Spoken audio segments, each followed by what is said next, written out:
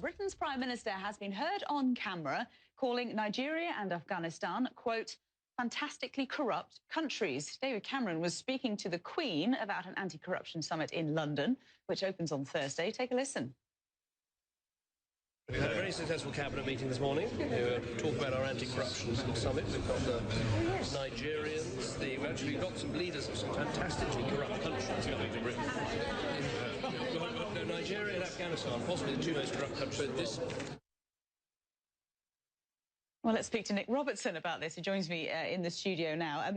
David Cameron's got some form on this, hasn't he? But is this a gaffe or is this a deliberate mistake? What he didn't say was he didn't say that the current leaders of these countries are corrupt. Buhari, the president of Nigeria, and the president Ghani of Afghanistan. And actually, the Archbishop of Canterbury was standing there with him and the Queen, tend to say, well, actually, the president at the moment of Nigeria, he's not corrupt. Look, it's embarrassing because he really didn't know that the camera was rolling. It could have been far worse.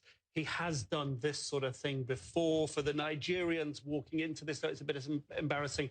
The spokesman for the president has said that this is embarrassing for us, and perhaps the Prime Minister, David Cameron, is looking at an old snapshot of Nigeria because, of course, Buhari campaigned on a sort of counter-corruption ticket. In terms of the accuracy, though, of the comment, I mean, how accurate is it? Was David Cameron right?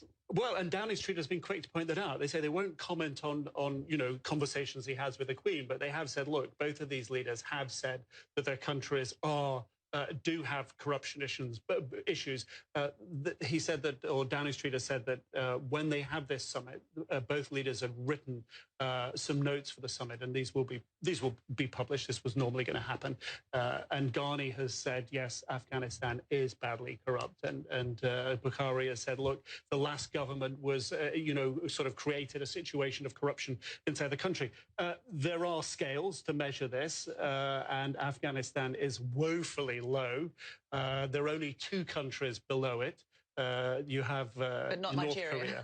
Korea. No, not Nigeria. Nigeria is a little higher up the scale. Afghanistan comes in at 166, and below it at tied 167th. You have North Korea and Somalia. It's not a happy place to be. Nigeria actually equally corrupt on par, number 136 on the list with Ukraine. It's above Kenya, so it can take some solace in that. But no, I mean, for both of these countries, and actually both these leaders, look, Ghani, the president of Afghanistan, was in the IMF, the International Monetary Fund. He was a finance minister for Afghanistan. He is tidying up after a president who was heavily criticized for the corruption of his leadership. And just very briefly, you said that Downing Street won't comment on what the Queen might have said, and presumably the Buckingham Palace making no comment on that either. She very much keeps her opinions to herself. She does, and when we look at the editing on that piece, there was no chance that we were going to hear what the Queen had to say. But very embarrassing for the Prime Minister, and he does have form with the mayor. actually, with the mayor of New York, Michael Bloomberg, talking about the Queen's reaction to him